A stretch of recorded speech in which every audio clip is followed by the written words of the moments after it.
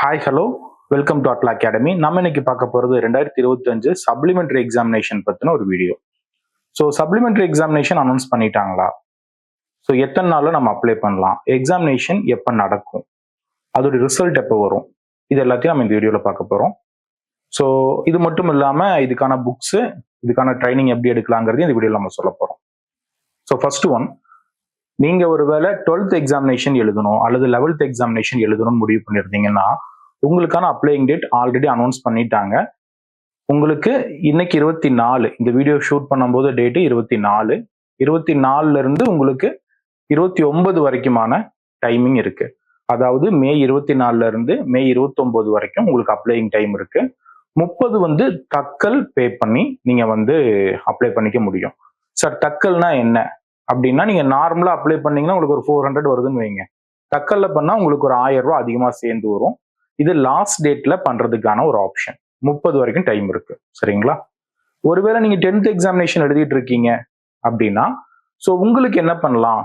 உங்களுக்கு எப்போ வரைக்கும் அப்ளைங் டேட் இருக்குன்னா, உங்களுக்கு ஜூன் 4 வரைக்கும் இருக்கு. ஓகேங்களா? ஜூன் 4க்குள்ள நீங்க அப்ளை பண்ணி எக்ஸாமினேஷன் எழுதிக்கலாம்.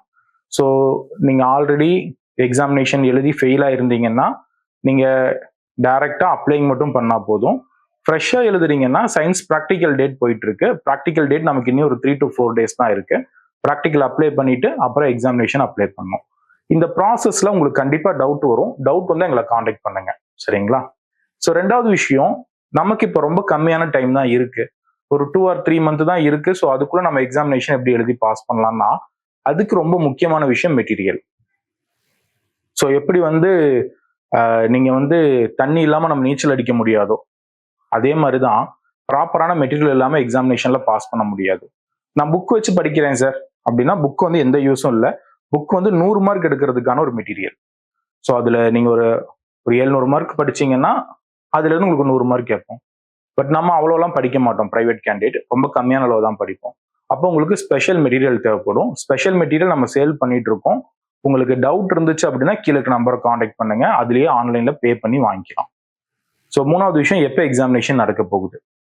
ஸோ எக்ஸாமினேஷனை பொறுத்த வரைக்கும் ஜூலைல வந்து அனௌன்ஸ்மெண்ட் கொடுத்துருக்காங்க. அதோட டைம் டேபிள் வந்து நான் உங்களுக்கு இந்த வீடியோல அட்டாச் பண்றேன். ஸோ டவுட் இருக்கவங்க அதுல போய் பார்த்து செக் பண்ணிக்கங்க. ஒரு எக்ஸாமினேஷன் எழுதுறதுக்கான டேட் சொல்லிட்டோம்.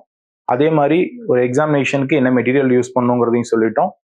அதே மாதிரி டைம் டேபிளையும் உங்களுக்கு இதில் அட்டாச் பண்ணிட்டோம். ஸோ இது வந்து உங்களுக்கு போதுமான ஒரு இன்ஃபர்மேஷன் இருக்குன்னு நம்புறேன். இது இல்லாமல் உங்களுக்கு சில டவுட்ஸ் வரலாம்.